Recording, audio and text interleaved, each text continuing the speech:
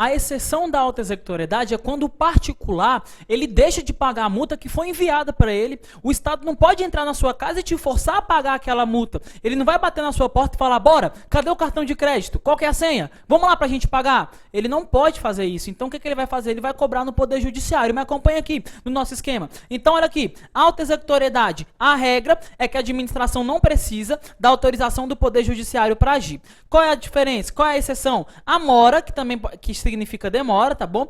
É o termo jurídico que significa demora no pagamento da multa. Então, olha só, pessoal, o que vai acontecer? O Poder Judiciário vai ter que pegar aquela multa que você não pagou e levar aonde? A administração. E levar no Poder Judiciário para que seja realizada a famosa ação de cobrança, a ação de execução daquele título executivo extrajudicial, que é a multa. Ó, título executivo extrajudicial, que já tem a multa reconhecida, então ele leva na execução. Tranquilo? Entretanto, o professor Celso Antônio Bandeira de Mello, ele trabalha com outra denominação. Para ele não existe auto-executoriedade, mas existe sim a executoriedade e a exigibilidade. Dos franceses, executoriedade, privilégio du préalable, e exigibilidade, privilégio de acton de office. A executoriedade, o que ela significa? Olha só, é quando nós utilizamos meios diretos. Por exemplo, rebocar um veículo. Ela é a regra da auto-executoriedade. Moral da história é quando não precisa de autorização prévia do Poder Judiciário.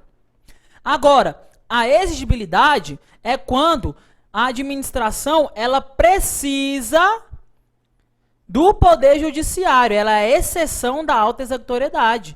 Então, não tem a cobrança de multa, ela é a exigibilidade. Então, quando o Estado aplica uma multa, nós temos o quê? Meios indiretos,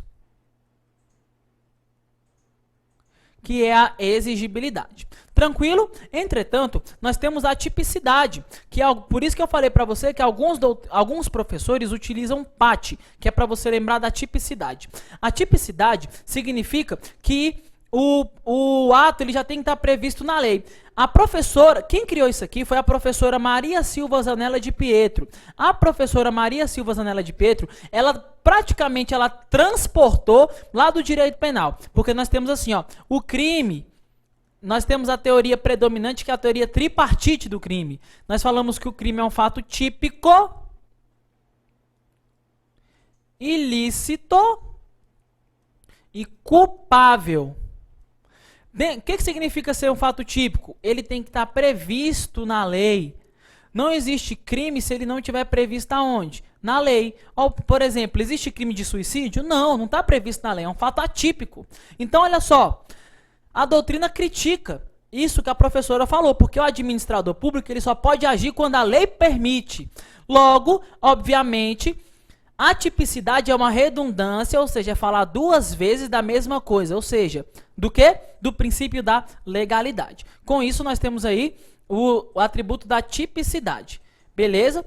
Para você poder lembrar, ó, a presunção de legitimidade, veracidade, auto-executoriedade. Nós temos um próximo elemento, que é o atributo da imperatividade, que não saiu no slide aqui pra gente. Então, eu vou utilizar bem aqui para trazer para você a imperatividade. Tudo bem? A imperatividade é a nossa letra C.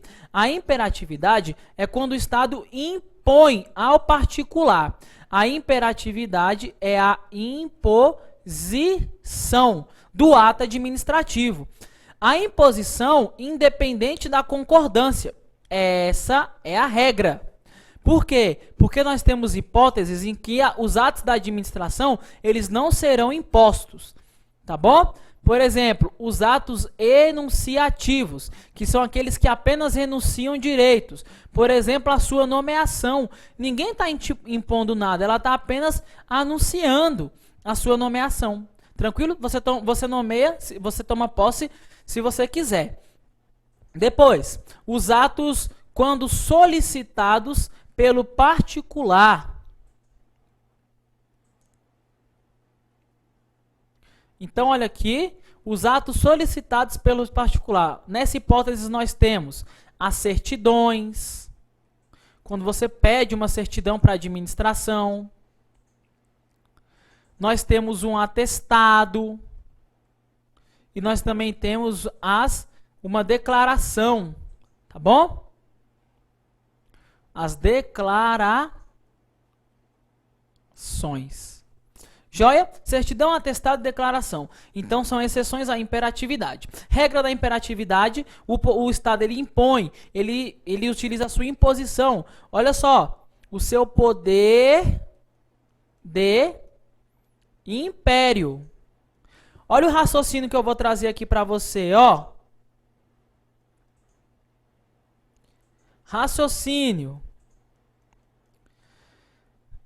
No poder de polícia, a imperatividade recebe o nome de coercibilidade. É o mesmo significado, só que no ato administrativo recebe o nome de quê? De imperatividade. Tranquilo? Agora vamos para a próxima. Como é que os atos administrativos podem ser extintos?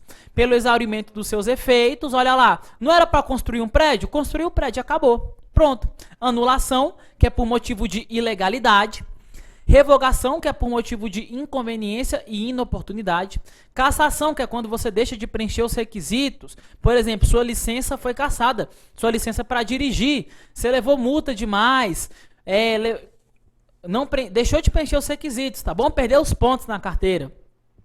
Caducidade é quando surge uma nova lei, uma nova norma, que é contrária àquele ato. Contraposição é quando surge um novo ato, que é contrário àquele ato. Não deixa o examinador te confundir, falando que a contraposição é o surgimento de nova lei e a caducidade é o surgimento de um novo ato, tá bom? E o desaparecimento do sujeito ou do objeto. O cara morreu, sumiu. Tá? E a renúncia. Lembrando que a renúncia é quando você abre mão do você renuncia o seu direito. Bacana? Agora vamos lá. Atos que não podem ser revogados, não podem sofrer revogação. Primeiro, são os atos, vinculados. Segundo, os atos consumados. O terceiro, os atos de mero procedimento administrativos. Quarto, aqueles que gerem direitos adquiridos e os atos meramente declaratórios. Logo, esses atos eles não podem sofrer o quê? A revogação, por simplesmente oportunidade e conveniência do agente público. Tranquilo? Agora nós vamos estudar o nosso próximo tópico, que será a responsabilidade do Estado. Olha aqui, me acompanha? Responsabilidade do Estado. Tranquilo? Na responsabilidade do Estado, nós temos um triângulo de pessoas envolvidas. Olha lá no nosso esquema. Joga aqui na tela pra gente. Vamos lá. Quem é que nós temos envolvido aqui? Nós temos o agente público. Me acompanha aqui. O agente público, que é esse guardinha aqui no nosso caso, ele causa um dano ao particular. Número 1. O particular, ele vai ter que cobrar de quem? Do Estado. Bacana? E o Estado ele pode cobrar do agente público mediante uma ação de regresso. Tranquilo? Então, a responsabilidade do Estado é o dever de indenização que o Estado tem, de indenizar o particular pelos danos causados, pela atuação dos seus agentes. Então, o agente público causa um dano para o particular cobra do Estado. Quando o particular cobrar do Estado, ele vai cobrar por meio de uma ação objetiva. Uma ação que vai ter o quê? Ação, resultado, nexo causal, mas não tem dolo e culpa. Agora, quando o Estado cobra do agente público, ele causa mediante uma ação de regresso. É uma ação que tem ação, resultado, nexo causal e deve ter dolo e culpa. Logo, o Estado ele só vai entrar com essa ação se preenchido 2 requisitos. Primeiro, ele for condenado na ação que o particular entrou contra ele. Obviamente, se ele não for condenado, ele vai entrar com a ação contra o agente dele. Por quê? E se o agente público agiu de forma ilícita. Bacana? Por isso que nós observamos o quê? Culpa, se houve culpa ou se houve dolo. Então, vamos lá. Envolvidos na relação, como nós já vimos, nós temos o agente público, o particular e o Estado, né? É o triângulo da relação. O agente público, ele causa um dano a quem? Ao particular, que o particular cobra do Estado e que o Estado pode cobrar do agente público mediante uma ação de regresso. Ação objetiva e subjetiva. A objetiva possui os elementos, ó, ação, resultado danoso e nexo causal. Não tem dolo e culpa. A subjetiva ganha os elementos, aqui tá embaixo, né? Ganha os elementos dolo e culpa, ficando assim, ó, ação, resultado danoso, nexo causal, dolo ou culpa. Bacana? Então vamos lá. Continuando. Teoria da responsabilidade. Para chegar no que nós temos hoje, a responsabilidade evoluiu. No primeiro momento, nós tínhamos a total irresponsabilidade.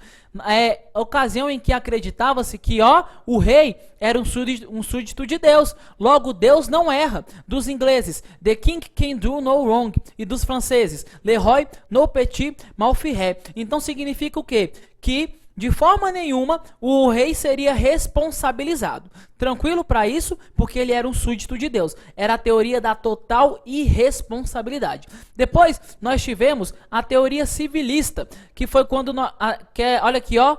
Que foi quando a teoria se tornou subjetiva. Deveria se comprovar dolo e deveria se comprovar o quê? Culpa.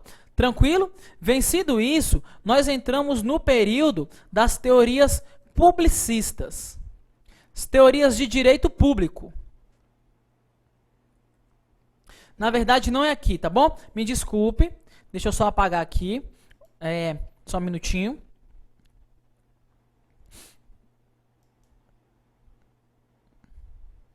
Nós temos aqui várias teorias, tá bom? Não é agora que se encaixa a teoria publicista, é no momento oportuno ali, deixa eu só...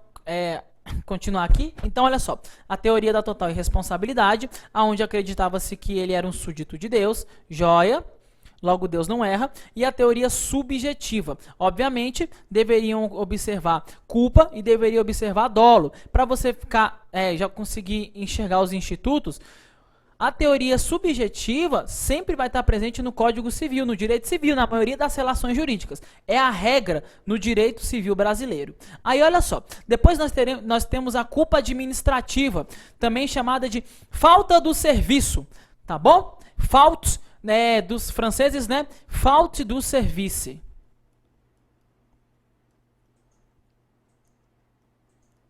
Aí, olha só.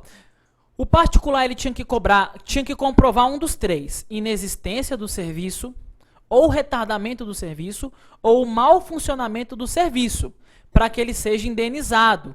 Esse para que seja indenizado é para os três, não é só para esse último não. Então, ó, ele tinha que comprovar a inexistência, o retardamento ou o mau funcionamento para que ele seja indenizado. Então me acompanha. Depois nós tivemos o ingresso nas teorias publicistas.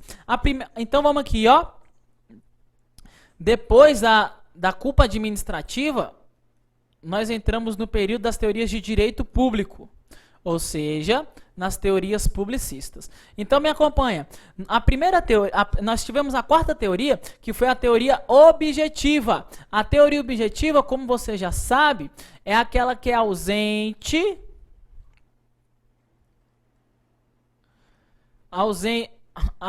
de dolo e culpa. O Brasil adotou a chamada teoria do risco administrativo, que a regra dela, ó, a regra é que ela seja o quê? Objetiva. Exceção, o Brasil ele não vai ser responsável caso fortuito evento humano, por exemplo, a greve, que é uma excludente de ilicitude do Estado. Força maior, por exemplo, evento da natureza, que, por exemplo, um terremoto, que é uma excludente também. E culpa exclusiva da vítima. A vítima é a única responsável, que é uma excludente. Por exemplo, o ônibus do Estado estava passando lá, olha aqui nosso ônibus aqui, ó, o nosso Golf.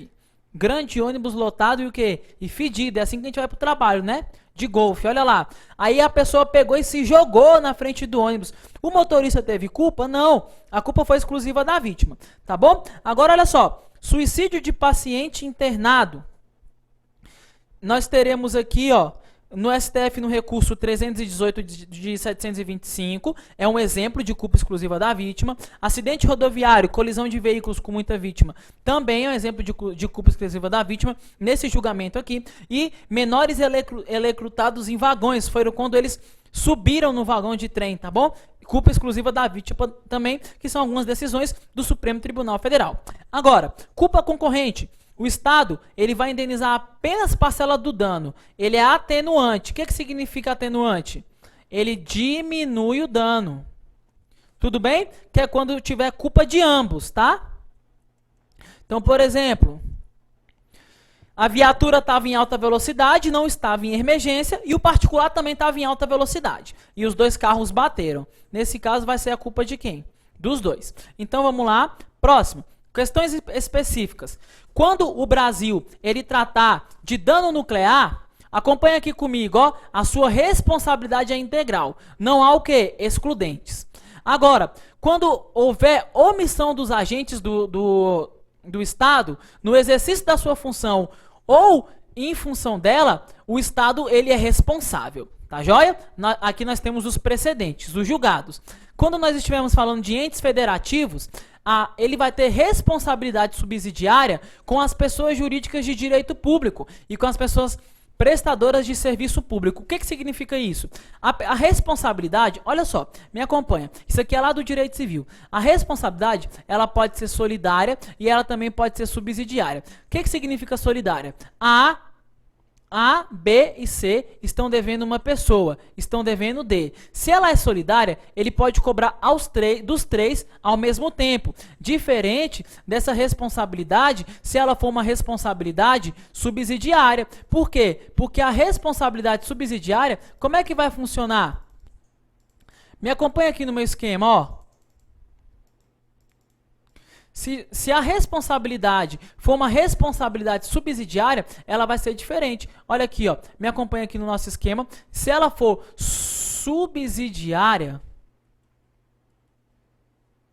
A, B e C estão devendo D. Só que esse aqui tem preferência. Nós temos uma ordem de preferência. D vai cobrar A. Se A não pagar, ele vai cobrar quem, ó? B. Se B não pagar, ele vai cobrar quem? C, ele só vai para os outros de forma subsidiária. Então, os entes federativos, o que esse jurisprudência ela quis dizer para a gente? Ó, me acompanha aqui no cantinho, aqui no slide, aqui em cima. Então, os entes federativos, quem são os entes federativos? União, Estado, Distrito Federal e município. Se as autarquias, as fundações públicas, as empresas públicas e a sociedade de economia mista prestadora de serviço público não pagarem, o particular pode ir atrás deles, tá bom? E ela vai além. Ela fala pessoas privadas prestadoras de serviço público. Então, olha só, se as concessões e permissões de serviço público não pagarem a dívida, elas podem ser cobradas de quem, ó? Do ente federativo, porque é subsidiária. Tranquilo? Quando o Estado for omisso, a responsabilidade vai ser subjetiva, por exemplo, preso dentro do presídio, aluno dentro de escola pública, erro de junta médica, vítima que tenta fugir por causa de uma bagunça, por causa de um motim, uma rebelião feita por detentos. Aí nós temos nossos precedentes aí. Próxima, olha só, continuando as questões específicas. Serviço notarial. O que é serviço notarial? Pessoal, é o cartório, tá bom? É o tabelião lá. A responsabilidade vai ser o quê? Objetiva. Preso foragido, o Estado responde pelo crime, tá bom? Se tiver um nexo causado pelo um curto intervalo de tempo. Se tiver um longo intervalo, o Estado não responde. Estacionamento público com sistema de vigilância. O Estado assume a guarda e a responsabilidade. Então, se o estacionamento for público e tiver sistema de vigilância, o Estado responde. Proteção ambiental. O Estado ele é responsável quando ele se omite no dever de fiscalizar. Então, se acontece um dano a uma floresta, aqui, ó, nossas árvores aqui, ó. Se acontece um dano a uma floresta, porque o agente público do Estado, ele tinha que fiscalizar, ó, que vai acontecer? O Estado ele será responsável por essa ausência de fiscalização. Bacana? Então essas foram algumas questões jurisprudenciais a respeito da responsabilidade do Estado. Tratando de algumas questões específicas. Quando a gente fala de atos judiciais, depende. Se for um ato típico, quando ele estiver julgando, ele não gera responsabilidade, salvo o erro judicial ou condenado além do tempo. Mas se for na sua função atípica administrativa, eles geram, tá bom? Caso causem o quê? Lesão, caso sejam lesivos. Agora, atos legislativos. Se for ato típico, o que é o ato legislativo típico? É na criação de leis. A regra é que eles não geram responsabilidade, salvo se eles forem inconstitucionais. Se for uma lei de efeitos concretos, que é quando alcança determinado grupo, por exemplo, lei de efeito concreto, é uma lei que altera, olha aqui nosso exemplo, ó, ela altera o requisito para a concessão do CRM, do Conselho Regional de Medicina. É para uma coletividade? É, mas não é para todo o povo. É para uma coletividade específica. Só para a galera que quer o quê? O CRM. Então, se lesivos, eles geram responsabilidades. São espécies de atos administrativos normativos. E, se estiver agindo na sua função atípica administrativas, eles geram também, se eles forem o quê? Lesivos. Bacana? Agora, olha só. A responsabilidade penal, civil e administrativa. O servidor público, ele pode ser punido nas três esferas pelo mesmo crime, porque as esferas elas são, observe, independentes e cumulativas. Não configura aquilo que nós chamamos de bis in idem, que é a punição duas vezes pelo mesmo fato. Ele será punido na esfera penal, tanto por crime quanto por contravenção, e na esfera civil, aquela que busca a reparação do dano, hipótese em que o herdeiro ele arcará até o limite da herança que ele herdou, e ele pode responder tanto por ação ou por omissão, ou por ter agido por dolo ou por culpa. E na esfera administrativa, ele incorrerá nas penas da Lei 8.112, que nós já sabemos, que nós temos as penas de advertência, nós temos a de suspensão, as penas de demissão, de destituição do cargo em comissão da função de confiança, ou de cassação da aposentadoria e da disponibilidade. Exceção, se ele for condenado na penal, ele será condenado nas demais. O raciocínio, aqui a penal, ela é a última ratio, ela é a última esfera. O direito penal ele trabalha com a verdade material. Ele tenta chegar o mais próximo da verdade daquilo que realmente aconteceu. Logo, ele só vai punir se ele tiver certeza. Isso aqui é tão relevante que no direito penal nós temos o famoso princípio do... Aqui me acompanha, ó. Indúbio pro réu. Se tiver dúvida na condenação, o benefício ele vai ser para quem? Não vai ser para acusação, vai ser pro réu. Joia, logo, se ele for condenado na penal, ele é condenado nas demais. Agora, se ele for absolvido na penal por negativa de autoria ou inexistência de fato, ele será absolvido nas demais esferas. Cuidado, por exemplo, eu não falar assim para você, ó, negativa de fato ou inexistência de autoria, o que estaria errado. Bacana?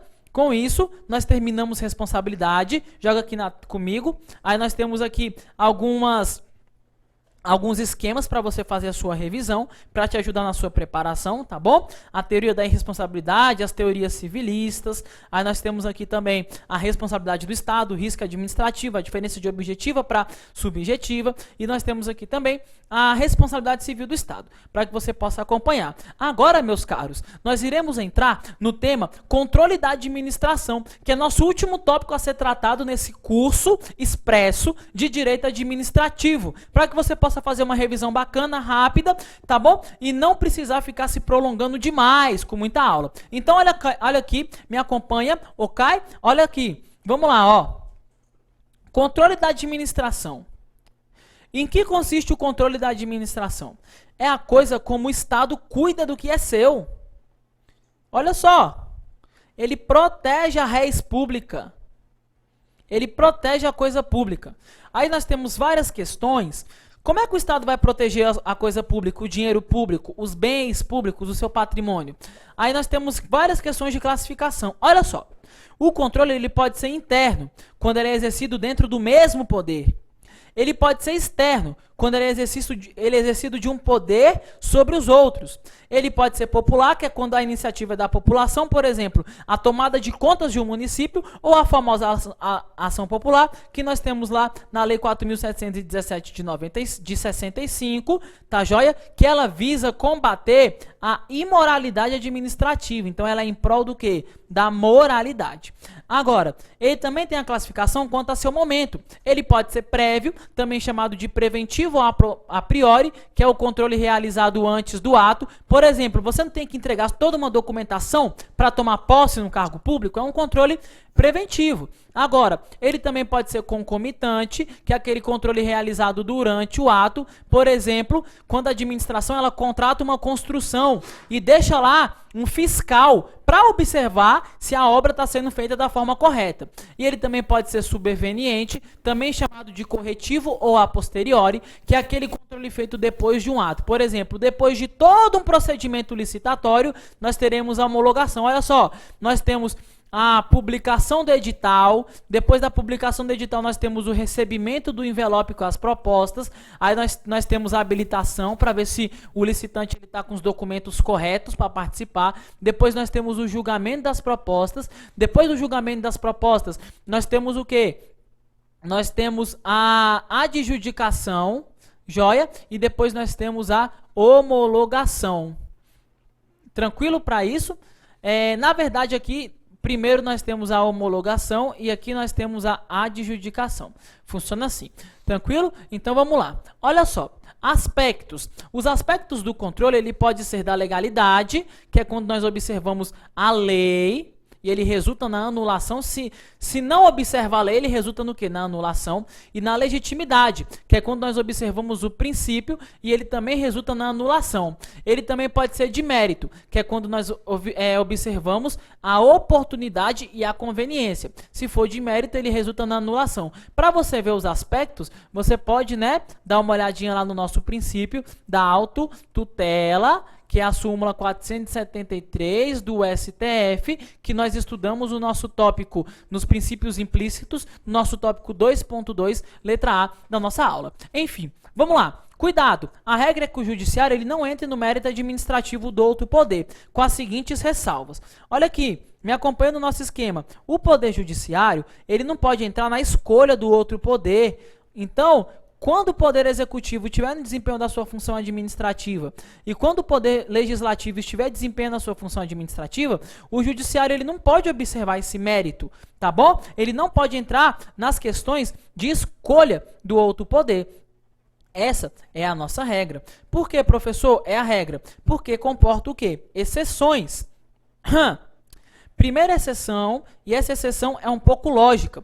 Quando o judiciário ele vai analisar o quê? O seu próprio mérito administrativo, sua função atípica administrativa. Porque nesse caso aqui, o Poder Judiciário ele está atuando como o quê?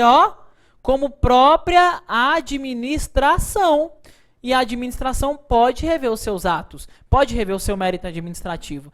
Agora, ele também pode analisar a observância dos princípios da razoabilidade e da proporcionalidade para evitar, troca aqui para mim propriedade, coloca assim, arbitrariedade.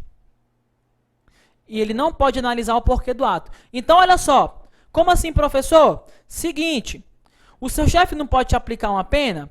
Então, ele pode te aplicar a pena de advertência, ele pode te aplicar a pena de suspensão e ele pode te aplicar a pena de demissão. Se tiver num cargo em comissão ou função de confiança, é destituição. Se tiver na inativa, é cassação da aposentadoria ou da disponibilidade. O seu chefe ele pode aplicar remoção como forma de punição? Não. Então, se ele aplicar a remoção como forma de punição, o seu chefe agiu fora dos limites da lei. Então, o Poder Judiciário ele pode observar se houve uma conduta justa e equilibrada, ou seja, se houve razoabilidade e se houve proporcionalidade. Entretanto, ele não pode analisar o porquê que seu chefe aplicaria advertência, suspensão, demissão, destituição, cassação. A escolha da penalidade é do seu chefe. Tranquilo? Encaixar no caso concreto. Agora, se ele extrapolar, o Poder Judiciário pode? Pode sim, tá bom? Porque aí nós estaremos analisando os princípios da razoabilidade e da proporcionalidade. E o judiciário, qual que é o raciocínio aqui, ó? O poder judiciário, ele é o guardião da lei. Se ele é guardião da lei, ele pode observar tanto a legalidade, que é a observância à lei, quanto a legitimidade, que é a observância aos princípios. Agora, me acompanha. Ele também pode analisar os elementos que continuam vinculados dentro do ato discricionário. Qual é a ideia? Olha só, o ato administrativo, ele pode ter elementos que serão elementos vinculados, ou ele pode ter elementos que serão elementos discricionários. Bacana para isso? Então me acompanha aqui no nosso esquema. Ó, ele pode ter elementos vinculados e ele pode ter elementos também discricionários.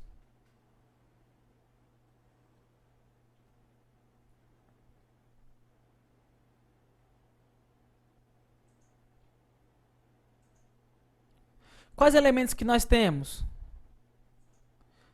Nós temos o famoso COFIFOMOB, não é? Competência, finalidade, forma, motivo e objeto. Se esse ato administrativo for um ato administrativo vinculado, todos os seus elementos eles serão o quê, ó? Vinculados. Tranquilo para isso?